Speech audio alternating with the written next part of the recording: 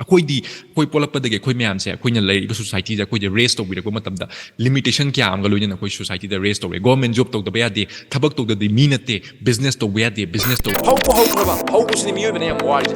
ꯍꯧꯕꯁꯦ ꯌꯥꯝ ꯋꯥꯕꯅꯦꯕ ꯍꯧꯗꯣꯛꯄꯁꯦ ꯑꯗꯨꯒ ꯍꯧꯗꯣꯛꯄ ꯑꯇꯩ ꯍꯦꯟꯕ ꯀꯌꯥ ꯑꯃ ꯊꯣꯛꯂꯛꯀꯅꯤ ꯀꯩꯒꯤꯅꯣ ꯍꯥꯏꯕ ꯃꯇꯝꯗ I don't want fight, praying for the love. Haters gon' hate, only God knows what I've been through. Hustle in my brain, stretching on me.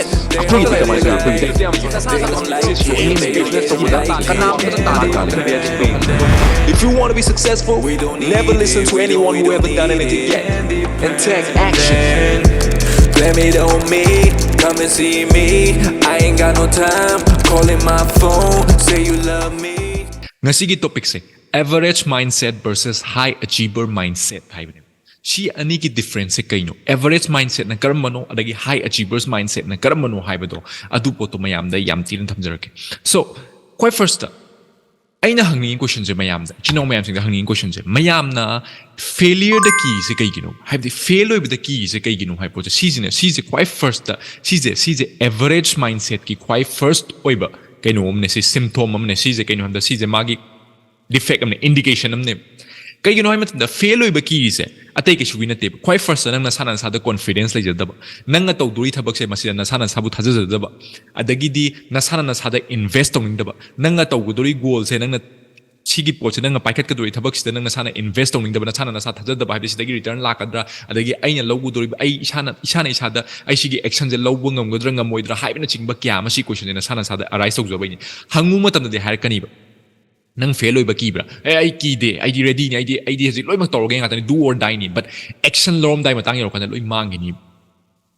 asem loi mangi ni aduna ne ngasi high achievers mindset ka average mindset ka khetna balai mi oiba di punamak ne koi mi oiba nga tani koi da loi mak yauri nga tani energy khud pali mit pali nakong pali loi mak pali chin pali but difference action lo da khetna ini pai thabak pai khat pa da khetna ini hojik samna hai matam da aingon da reach out tor pa matam da sir bro ai entrepreneur oininge ai business ki line da changninge hai bana chingba mi oi kyam lae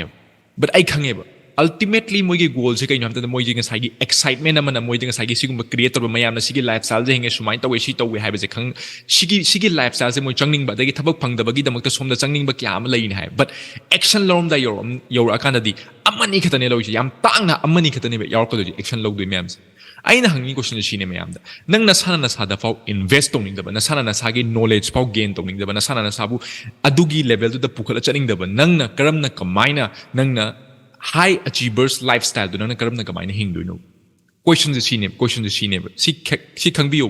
high achievers lifestyle do hinge hai tar di high achievers ki thabak to paikhat ta ba high achievers ki action do lokhat ta ba poch simple sine high achievers ki action lokhat ta ba high achievers ki mindset to chen bata ba average oiraga wakhan da average action loraga average oiba kaino do isa da book invest tok da ba adagi thabak ta sida thaja isa thajadaba adagi di network fajana tawdaba adagi di right people ka connect tawdaba isa da dum doubt leiba leitar di adu di average mindset ne adu boto lerega kamai nang na high achievers lifestyle kamai achieve tawdun se samna ham the example the average mindset kang bu se kamai tawgi hai matam da ai ju ahan ma da sumain oiram me ai har ke average mindset kang bu na ke tawgi hai matam da bap na dolan sakat pa jam toyen tawe suppose nang na aina chaning je sini aina pam je sini have je mi loi khang mi loi apaba am ta pam da ba am mi loi gari atang pam da lai te mi loi yum achoba pam da lai te mi loi na nupi masak phajaba nupa masak phajaba pam da ba kanam lai te dress anan ma setting da ba kanam lai te but point se kai no ha matam da nang kya mu yam na adugi lifestyle do hing bai da nang kya mu yam na action lo bu ngam da ge ha nang na tumma ga lairaga wakhat bap da dulan sagat laga nang na ai ji si oiduni ha bi se sida nang oire kani ha bi sunga thajong no kaigino hai matam da reality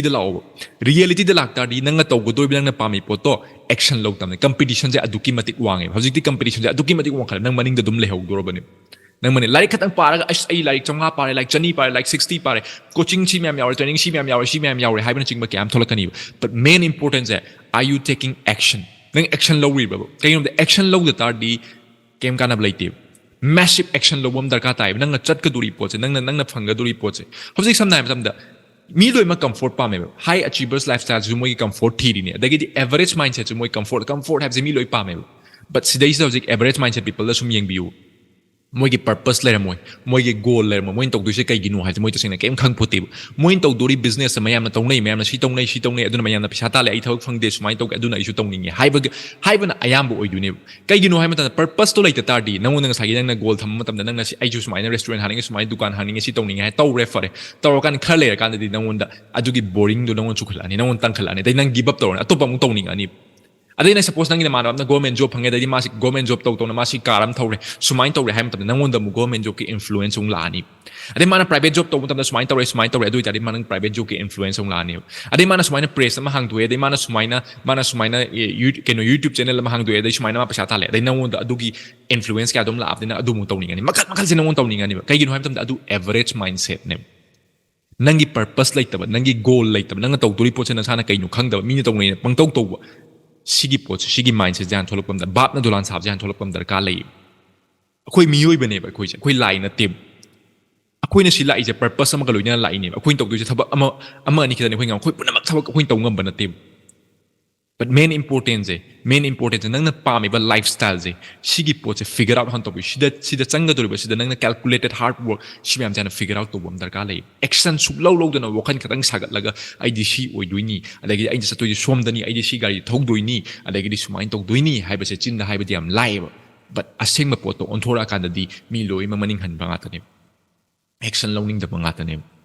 aduna average mindset tagi tholak ke haitardi quite first na sana sa je hana change to bom darka na sana sa da invest to bom darka lai na sana sa da hana growth che por darka training yaw da coaching to da dagi di tam da na mathang knowledge henga da like pa da dagi apply to da fail oi da have the fail oi da nang kamai experience da do failures dagi nang experience ta la ka dori ba failures dagi nang tam ka dori relation kya ama adagi the failures ni nang bu step up to hon ka dori ba failures dagi nang bu level up to ka dori myam mathang thena ka dori na confidently wa ka dori myam sing nang failures dai ni ai di hujikan failures नुंशीरे पामे भाबदि failure से कइनो हमदम क्वाइ first आई जो failure highway पोसे किरमे but हौजिकति failure से नंगोन lesson क्या am तौर तम अमनिना तंबिरा अबनिना आई कॉन्फिडेंट हेंगले आई हौजिक ओइ इबा आई फाउंडेशन द स्ट्रांग फाउंडेशन अमा सेमबिरे मैच्योरिटी फाउंडेशन वांग करन बिरे दुना फेलियर से सीज अचो रोल अमने सक्सेस दि कोने वारी नि क्वाइ फर्स्ट फेल जे फनाम न ओइ कानो लेसन क्या am लर्न तौर कांदा एक्शन क्या am लौर कान डिफरेंट खां कनी कइगिनो हमदम नंग सिगी पोसे से फेल ओइ हाइता नेक्स्ट टाइम नंग खलानी ओके सिदा फेल ओइ तादि आई हौजिक खांगे सी मतुंग मनाव सिदा सिदा सुमाइना सिगी फॉर्मुला सेमदो अदु सुमाइ चंगु हाइबो खन खलकनी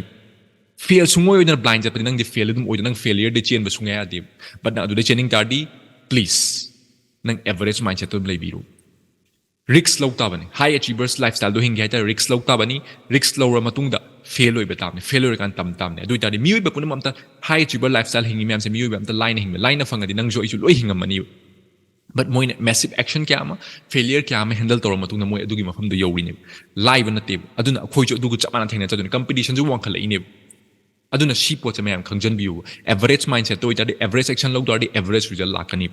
अदुना हाई अचीवर्स लाइफस्टाइल द चंगे हाइतादि क्वाइ फर्स्ट कोइ हाई अचीवर्स माइंडसेट जान अचीव तो बुताइ क्रमना कमाइना अचीव तो गनी हाइबदो समना हाइ मतमदा आइगी सुंगारे गोल अचोबो क्या am लइने गोल अचो आइगी पर्पस कइनो आई खंगे हाइबदि आइना पामे पोचे कइनो आइना 10 years the 5 years the 15 years आइना ओइनिंग मिसक से कइनो आइना पामे ब गोल से कइनो रिजल्ट से कइनो आइगी इनकम से कइनो हाइबना चिंग ब क्या आइना फिगर आउट तोरबे समवॉट फिगर आउट तोरबे आइगी पर्पस से कइनो हाइबदि खंगमने अदु इतादि आइना जि एक्शन लखोलक मतुंगदा आइगी कैलकुलेटेड एक्शन जे हाइबदि स्टेइंग सिबुक चतप मतमदा आई सुमाइन चतकनी अदु आई पर्पस ने सिगी गोल ने आइगी टीम द सुमाइन आई गाइड तोगनी अदि आइना एक्शन पालकदो आइना तोगदोरिबा सेमगदोरिबा कंटेंट आइना तोगदोरिबा थबक आइना इन्वेस्ट तोगदोरिबा फम आइना यावगदोरिबा ट्रेनिंग सी मैम से आइगी पर्पस आइगी गोल सिबुदा क्यामु यामने हेल्प तोगदगे आइना चतुरिम फम जे क्यामु यामने यौगदगे हाइबसे खंगकनी बेंगोन आइगी गोल सेट तोर मतुंग आइगी पर्पस से खंगा मतुंग मचादगी हौगदबनी but goal the अचोबो goal थमगदने तारुनो Mina highway नोंगोन हाइबदि नंगी गोल दम चौमले लु तोमले अतु माइ वखनने मागी लिमिटेशंस ने अखोई पोलपदगे अखोई म्याम से अखोइना लेरिबा सोसाइटी जा अखोइ रेस तोबिरको मतमदा लिमिटेशन क्या आम गलोइना अखोइ सोसाइटी दा रेस तोरे गवर्नमेंट जॉब तोदबा यादे थबक तोददि मी नते बिजनेस तोबा यादे बिजनेस तोरदि फेल ओइ सी अमेरिका नते सी मणिपुर ने सीने अदुनी अदानी हाइबना चिंगबा लिमिटेशन क्या आम अखोइ कोकता हाना हापसन बिरा थोले बट थोलकपसे सिगी लिमिटेशन से थुगाइबसे नंगी ड्यूटी ने नाउ इट्स योर टर्न इसाना इसाना थुगाइजा सी थुगाइरा मतुंगदा सिदगी थोलआगा आइसु ngamni हाइबो थोलकन कइगिनो हाइबतना मियोइबा ngaतने हौजिकदि अपॉर्चुनिटी क्या ama क्रिएट तोर इना हाइबदो ऑनलाइन से लाकपदि अपॉर्चुनिटीज एवरीवेयर ने हौजिक इसागी वॉइस रेस तोरगा इसाना सिदैदा इसागी बिजनेस ग्रोथ तोरगा मिनिमम इन्वेस्टमेंट दगी हौरगा अचौबा लेवल क्या ama सेमगिबा यारबा मतमने अदुना मचादगी दि हौगदबनी बट गोल दी high set tꯧꯒꯗꯕꯅꯦ ꯑꯩꯈꯣꯏꯒꯤ goals ꯁꯤꯗ ꯑꯩ ꯁꯤ achieve ꯇꯧꯗꯕ ꯌꯥꯗꯦ ꯍꯥꯏꯕꯁꯦ ꯅꯪ ꯑꯗꯨꯃꯛ ꯐꯪꯒꯅꯤ ꯍꯥꯏꯕ ꯂꯩꯇꯦ ꯐꯪꯗ꯭ꯔꯁꯨ ꯌꯥꯔꯦ but ꯅꯪ ꯑꯗꯨ ꯇꯥꯟꯅ ꯇꯥꯔꯗꯤ ꯑꯗꯨꯒꯤ somewhat close ꯅꯪꯉꯣꯟꯗ ꯑꯗꯨꯒꯤ close ꯑꯃꯗꯤ ꯅꯪ ꯃꯅꯥꯛꯇ ꯆꯪꯉꯛꯀꯅꯤ ꯁꯤꯁꯦ ꯈꯪꯖꯟꯕꯤꯌꯨ ꯁꯤ ꯃꯤꯑꯣꯏꯕꯅ ꯈꯪꯗꯕꯅꯤ ꯑꯗꯨꯅ ꯃꯆꯥꯗꯒꯤ ꯍꯧ but goalꯗꯤ ꯍꯥꯟꯅ ꯆꯥꯎꯅ set ꯇꯧꯗꯕ ꯌꯥꯗꯦ ꯑꯗꯨꯅ ꯑꯩꯈꯣꯏꯒꯤ ꯃꯥꯏꯟꯗꯁꯦꯠꯁꯦ ꯑꯩꯈꯣꯏꯅ ꯉꯁꯥꯏ ꯂꯧꯔꯛꯄ ꯃꯇꯨꯡꯗ ꯑꯩꯈꯣꯏ ꯑꯦꯛꯁꯟꯁꯦ ꯂꯧꯈꯠꯂꯛꯀꯅꯤ ꯁꯝꯅ ꯍꯥꯏꯔ ꯃꯇꯝꯗ ꯑꯦꯛꯖꯥꯝꯄꯜꯗ ꯅꯪꯅ ꯍꯧꯖꯤꯛ ꯍꯥꯏꯔꯦ ꯑꯩ ꯃꯅꯤꯄꯨꯔꯗ ꯈ꯭ꯋꯥꯏꯗꯒꯤ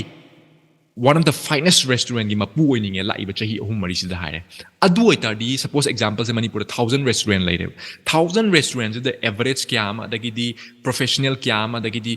यामना हाइरब रेस्टोरेंट क्या मा यामना फजब डिलीवर टोब रेस्टोरेंट क्या मा लाइरे मरक सिजे पुनमक से नंग डिफीट तौरगा लिसिंग अमसे डिफीट तौरना किंग ओइदुने अदु ओइतारदी नंगी एक्शन जे क्या मु यामना चंगनी हाजे खनबियु एक्शन द लौग तामने वा गदना चतना रोय एक्शन लौग तामने every day each and every day नंग एक्शन लौग तामने अदुगी एक्शन द पाला कांदा नोमा द नोमा योरक्तुनी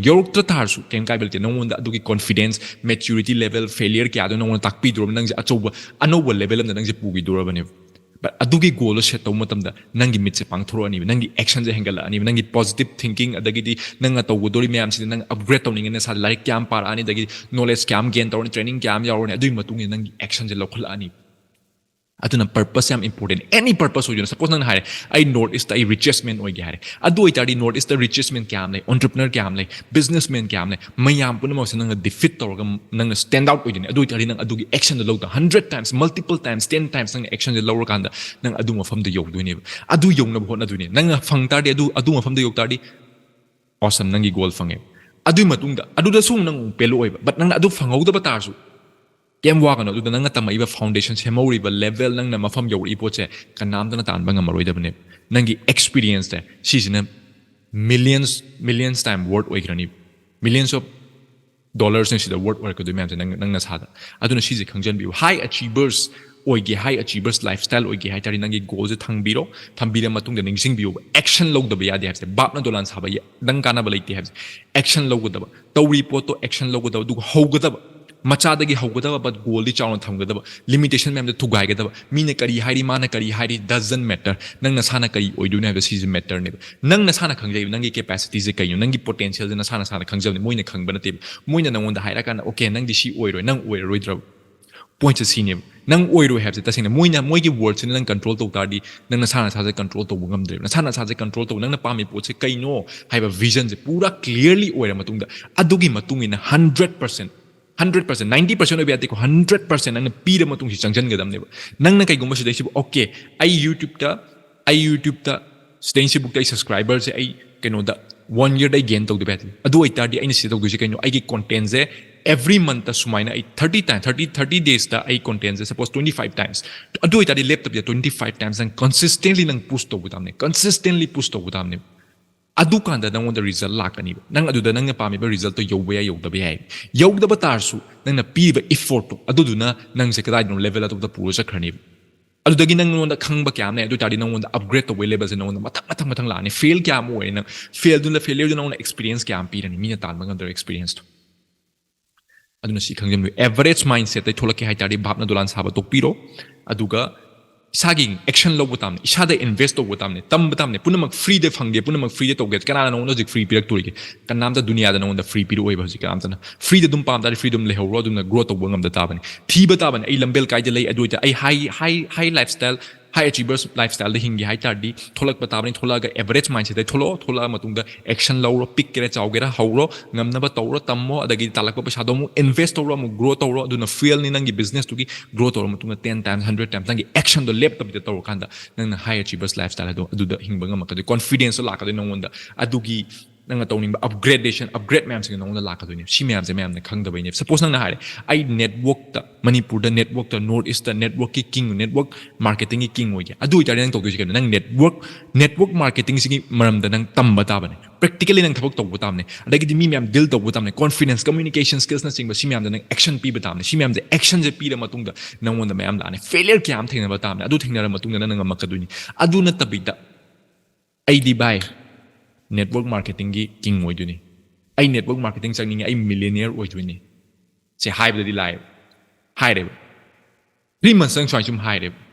ꯂꯩꯗꯅ ꯃꯤꯒꯤ ꯀꯣꯆꯤꯡꯗ ꯌꯥꯝ ꯍꯥꯏꯅ ꯑꯩ ꯁꯤ ꯑꯣꯏꯗꯣꯏꯅꯤ ꯍꯥꯏꯌꯨ ꯑꯦꯐꯔꯃꯦꯁꯟꯅꯤ ꯅꯪ ꯁꯤ ꯍꯥꯏꯌꯨ ꯑꯩꯗꯤ ꯍꯥꯏ ꯑꯆꯤꯚꯔꯁꯅꯤ ꯑꯦꯕ꯭ꯔꯤꯗे ꯅꯪ ꯅꯁꯥ ꯅꯁꯥ ꯍꯥꯏꯖꯔꯨ ꯑꯦꯕ꯭ꯔꯤꯗे ꯅꯁꯥ ꯅꯁꯥꯗ ꯍꯥꯏꯖꯔꯨ ꯑꯩꯗꯤ ꯍꯥꯏ ꯑꯆꯤꯚꯔꯁꯅꯤ ꯑꯗꯒꯤ ꯑꯩꯗꯤ ꯁꯤ ꯇꯧꯗꯣꯏꯅꯤ ꯑꯩꯗꯤ ꯁꯤ ꯇꯧꯗꯣꯏꯅꯤ ꯐꯔꯦ ꯂꯣꯏ ꯍꯥꯏꯔꯦ ꯅꯪꯒꯤ ꯅꯀꯣꯛꯇ ꯄꯣꯖꯤꯇꯤꯚ ꯃꯥꯏꯟꯁꯦꯠꯁꯨ ꯂꯣꯏ ꯂꯥꯛꯑꯦꯕ ꯅꯪ ꯑꯦꯐꯔꯃꯦꯁꯟꯗꯨ ꯅꯨꯡꯇꯤꯖꯥꯏ ꯁꯨꯝ ꯍꯥꯏꯔꯦꯕ ꯕꯠ ꯅꯪ ꯑꯦꯛꯁꯟ ꯁꯨꯡꯂꯧ ꯂꯧꯗ꯭ꯔꯦꯕ what is the use of it ꯆꯤꯟꯗ ꯈꯛ ꯍꯥꯏꯕꯁꯦ ꯀꯩꯝ ꯀꯥꯟꯗꯦꯕ ꯑꯦꯛꯁꯟ ꯂꯧꯕ ꯇꯥꯕꯅꯦ ꯄꯤꯛꯀꯦꯔ ꯉꯁꯤꯒꯤ ꯃꯆꯥ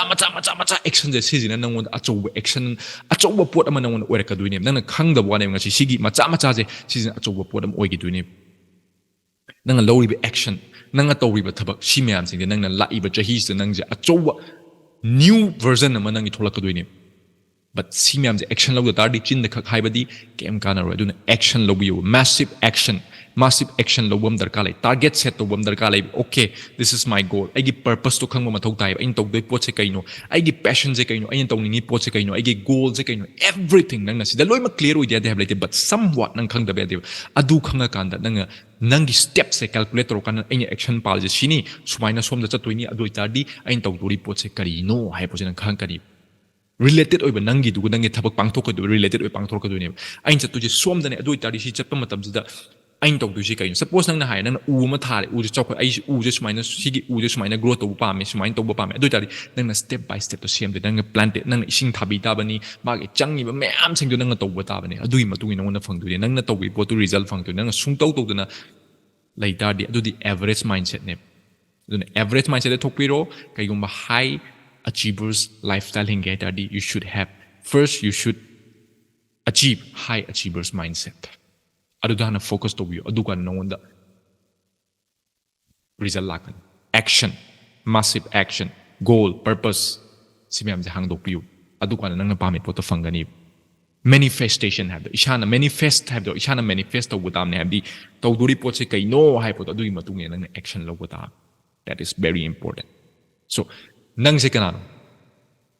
average mindset people average mindset gaira natragana high achievers mindset na haibuna sana sa ngasi hangjar kaiguma nang average mindset oitardi follow high achievers mindset oina high achievers mindset sana achieve tawna example da average mindset ti loin mi loin average ngata middle class family da laiba mayam hingi mayam je average mindset ke to ngata ne ahen ba tholok ta haibidi mayam na tawna ri poto tawna ba ngata ne aduna high achievers lifestyle to ge haitadi risk to gudaba tholakadaba thengainagadaba right people surround togudaba network risk adagidi fail kyam oigadaba aduka nang tongan ma lifestyle chang kadoi tongan ma famde yorokadoi nang sungai ai sungai chap mane aduna mayam high achievers lifestyle hingje haitadi high achievers mindset se hana gain tongna bona miners so thank you very much Another day, another bag unloaded, and money keep on knocking on my door. But blessed to say that one day I will make it. My God is with me, I don't have to fear. Outside